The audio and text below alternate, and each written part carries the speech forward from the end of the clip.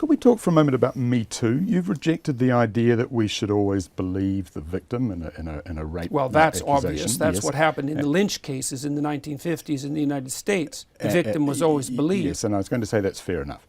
But why not accept the situation as being the victim deserves to be treated as if she's telling the truth in our attempts to get at the truth, and in doing that, we do our best not to re-victimise her? Because that isn't how the adversarial system works, and I don't think But that we why have not advocate for that? Because the adversarial system is a very effective judicial system, and it's certainly the case that among crimes that are falsely reported, rape crimes are at the top of the list. So there is no believing the victim. There's no reason for people to assume that when they enter the criminal justice system that they're going to be treated with kid gloves or treated easily. That isn't how it works. Men no longer approach women at work, another indication that Me Too is costing women their jobs. According to a recent study, American men seem to be following Mike Pence's example. They might be upset that Me Too ever took place. Mike Pence appears to be quite the trendsetter. The Vice President of the United States is infamous for refusing to eat supper alone with any woman who isn't his wife. And it appears that working men all around corporate America are now doing the same. According to a recent study that will be published in the journal Organizational Dynamics, men are now much less likely to interact with their female co-workers as a result of the Me Too movement. The following are some study highlights. One-on-one meetings with female co-workers are avoided by 27% of men. Yes, you read that correctly. Almost a third of men find it terrifying to be by themselves with a woman. Men are less likely to hire women for jobs requiring close interaction, according to 21% of men, such as business travel. 19% of men said they'd be hesitant to hire a pretty woman. The aforementioned information was gathered from individuals in a variety of businesses at the beginning of 2019.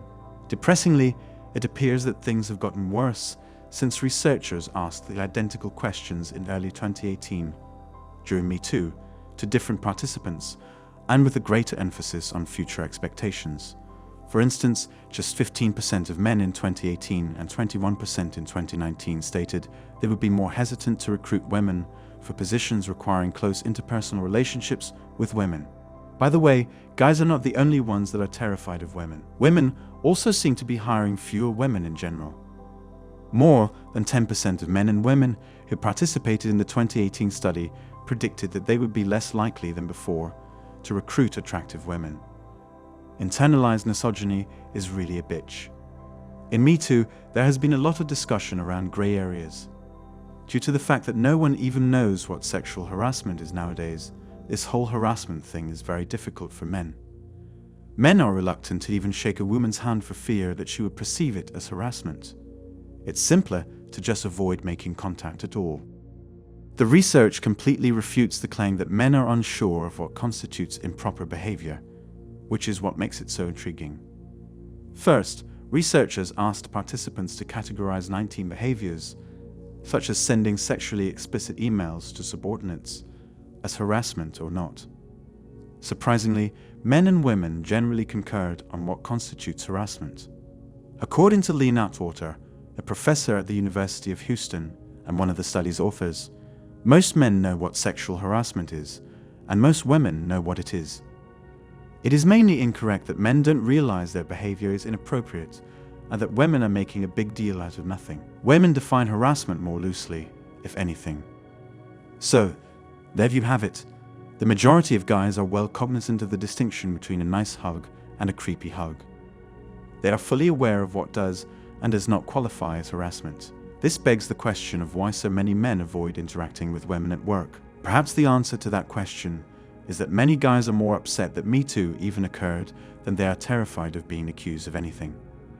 They are retaliating against women by refusing to engage with them because they are irate that they have been forced to examine their actions and the power dynamics they previously took for granted. It's important to note, in my opinion, that the headline of the Harvard Business Review piece providing a sneak peek of the study's 2019 findings is the Me Too backlash.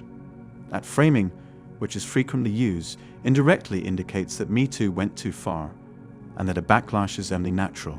It's just another instance of victim blaming and a tacit tactic to relegate women to second-class status. There aren't many options that will effectively stop this. If we speak up, They accuse us of whining, term us incels, or say other absurd things.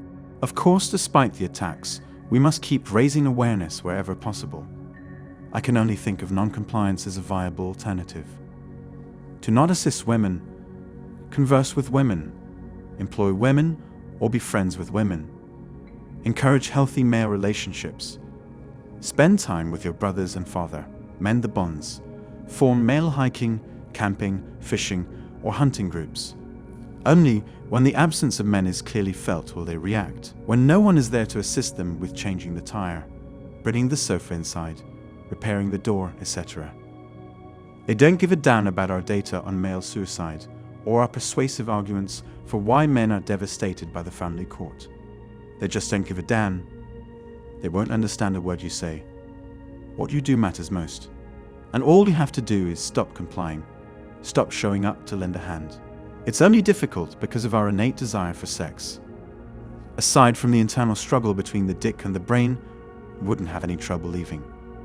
But keep that in mind if you find yourself being drawn to women like a magnet. Just my biology, that's all there is to it. Protect yourselves. No one-on-one conversations, not even online with female co-workers. If you show up for a meeting with 3 or more people, and there is only one other female participant present, leave the room, get a coffee, and then come back to see if anyone else is there. If she is a subordinate, make plans for a co-worker to attend. If she is your boss, and you are unable to make plans for company, audio record the meeting. Make sure you have at least one other co-worker within clear hearing distance. If she insists on yapping about things unrelated to work, don't engage in office romance. Wait until one or the other has transferred to a different company. That's all for today on Manhood. Don't forget to smash the like and subscribe buttons, and also click on the notification bell to be the first to know when I drop a new video. If you find value in my videos, you can show your support through PayPal or Cash App. The links are in the description. See you next time. Cheers.